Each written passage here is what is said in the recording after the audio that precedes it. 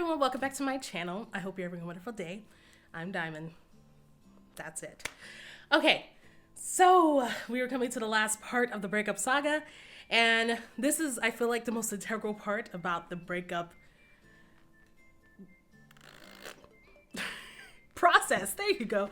The breakup process is the self-pity versus self-evaluation period. And I think almost everyone, there are probably some people that just don't go through that, but I think majority of us have that moment where we're like, oh God, woe is me, everything sucks. This was my fault. I suck, mad dick, like all the time. I guess. My point is, I think that we all hit a point where we're very much blaming ourselves and about how lonely we are and how no one loves us. You know, the whole shebang bang. So we are going to outline how self-pity versus self-evaluation, how you can try to make those one. It is okay to be upset. It's okay to feel sad. It's okay to feel as though, you know, run through the what ifs in your head. Like, what if I would have not said that? What if they didn't say that? Trust me, I've been there. But I think it's important to look at it from a different frame, seeing it as a self-evaluation. But don't be so hypercritical because, like I said in a couple of other videos, it takes two to tango, two or more, depending on your type of relationship.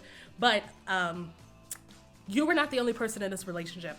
And it's important to also try to think about, what did the other person do? What did the other people do?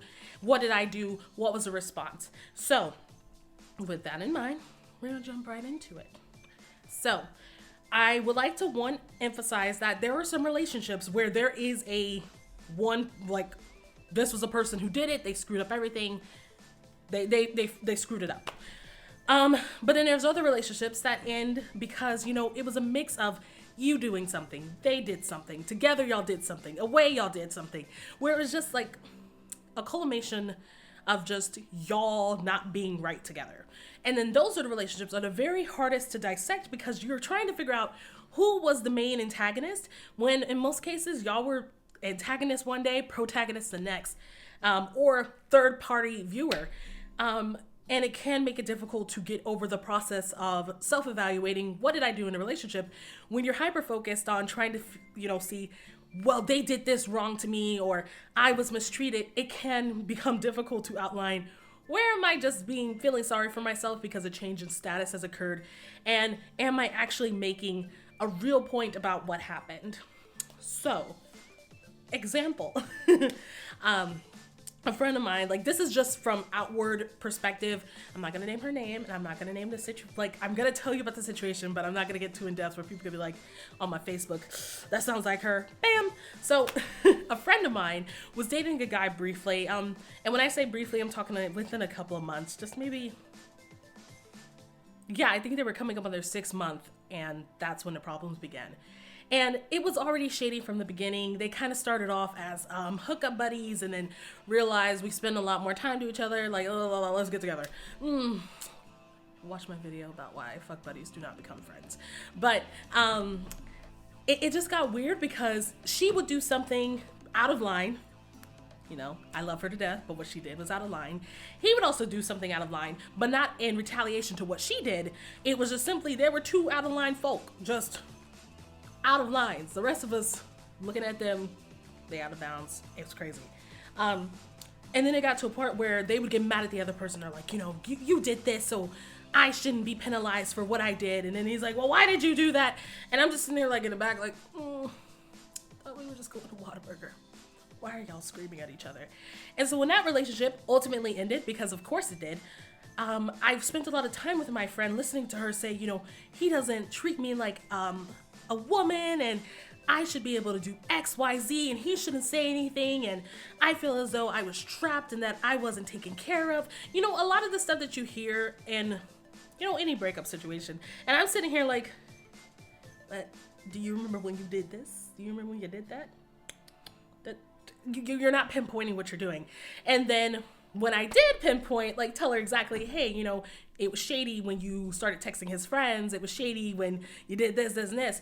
And then she turned it inward as opposed to reevaluating, oh, crap, why was I doing that? Why was I making a fool out of him? And yeah, he did some stuff on his own, but when she started to think about her part, it didn't come from a place of, why do I need, the attention of multiple men when I'm in a relationship?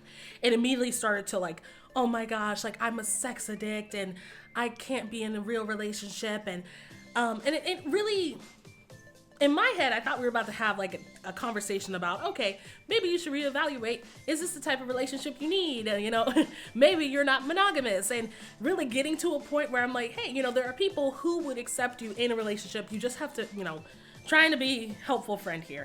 But in some cases, your friends don't need advice. They just need you to listen. And that should have been one of the reasons. But because, she immediately go into like, I'm a slut, I'm a whore. And I'm like, girl, it ain't that serious. Like, you just...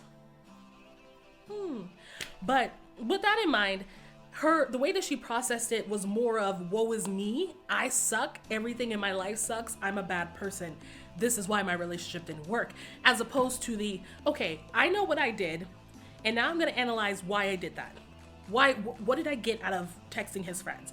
What did I get out of ignoring him? What did I get out of yelling at him in public? Like, what did I get out of that potentially, that hiccup was weird, it was like, okay, that I could potentially look and see if there's a healthy avenue for it.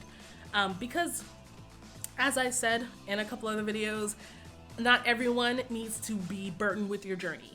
And for her, she is still in a place of self-discovery and understanding what she wants. She knows that she wants to be monogamous, but she doesn't know how to be monogamous because she's, learning. We all are learning. But, I think when you are leaving a relationship, you're gonna have hard feelings to an extent. Some people, it's like, oh, it was fine, we all left. But when I say hard feelings, I'm not saying you're vindictive, you want them to die, all that stuff. It could be something, it's like, I miss talking to them and I hate that we had to break up, or, I wish that we could have worked on it and they didn't want to work on it. There's gonna be some feelings where the what ifs will come up. And I am a huge fan of what ifs because they are constantly playing in my head and they suck. I was being facetious. I hate what ifs because I play them in my head all the time. But I think it is important that you're looking at, what did I do in a relationship that is a signifier of something I need to work on myself. Now, it is fine to feel bad. It's okay. It's human. I recommend it sometimes. I recommend you feel bad. That sounds bad, but I don't know how to say it, but I recommend that you feel something and realize that feeling is valid, but then also try to learn from that feeling. So for those people out there that are like, oh yeah, I learned that men and bitches ain't shit and hoes and tricks and like whatever. That's not the lesson you were supposed to learn. The lesson was that, some people may not treat me the way that I expect if I don't communicate what I need. There's a lesson. There's a ton of lessons you can learn in relationships. But the unfortunate case is that you're not going to be able to learn those lessons if you immediately internalize and self-pity yourself. And just coming from a point of Diamond's truths. I can't talk. I have I think after a relationship dissolves, I'm sorry y'all, I recently started taking vitamin D3 because I have a vitamin deficiency. And one of the side effects of taking vitamin D3 is mind confusion. And so if I kind of seem off, I'm okay. I'm getting better.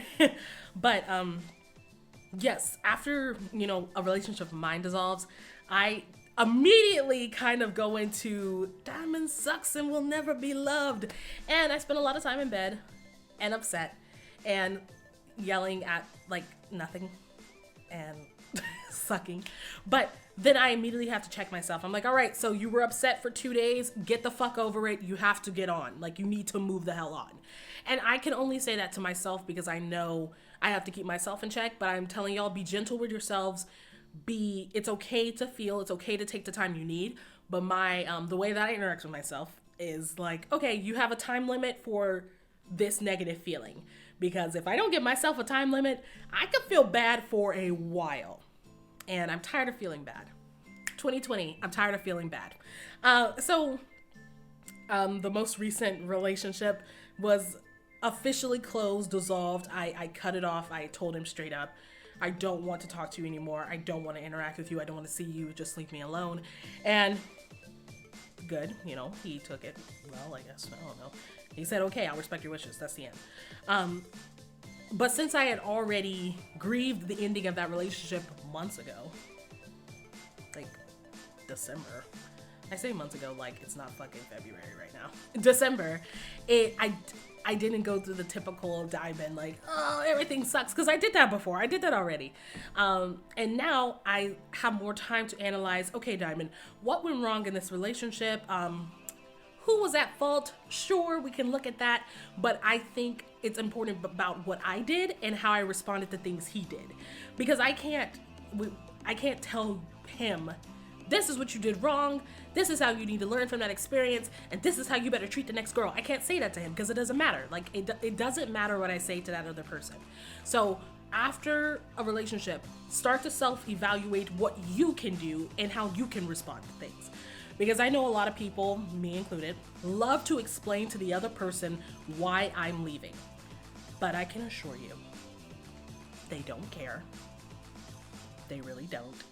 They truly, truly don't care about why you're leaving. And unless they really ask you straight up, why is this dissolving? Why are we leaving? I guarantee you they don't care. They're like, all right, deuces, bye, we're out. Or, you know, fuck you mama. Like, whatever they do, it's just gonna end. So I don't feel as though you need to exert the energy to explain yourself or explain why you're leaving a person. Just say, hey, I'm done with this. This thing has been dissolved. It's gone. And I have found that to be therapeutic. It's very period. The end. No, you know, no commas, no subtitle. It's very much that's the end. And then it gives me time to realize, okay, Diamond, you're learning. You're learning not to explain yourself, learning not to expect people to respond to you leaving.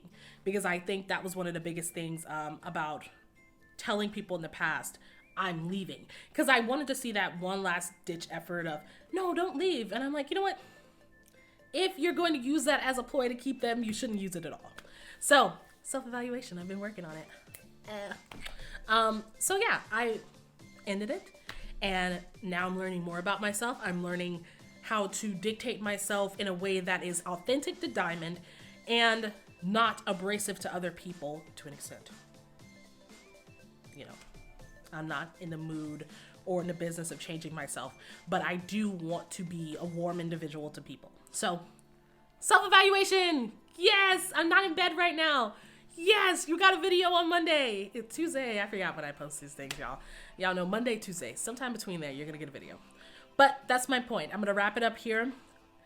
When you break up with someone, give yourself time to grieve. Give yourself time to understand that this is a piece of you that has been dissolved. But then move it on and start to evaluate how can you make it better?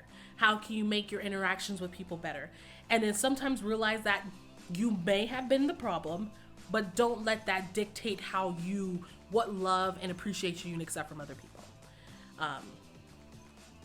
That's pretty much it. Ta-da! I need to clean my house. Anyway, like, share, and subscribe. I hope you're having a wonderful day, a wonderful week, and I will have a new video for you next week.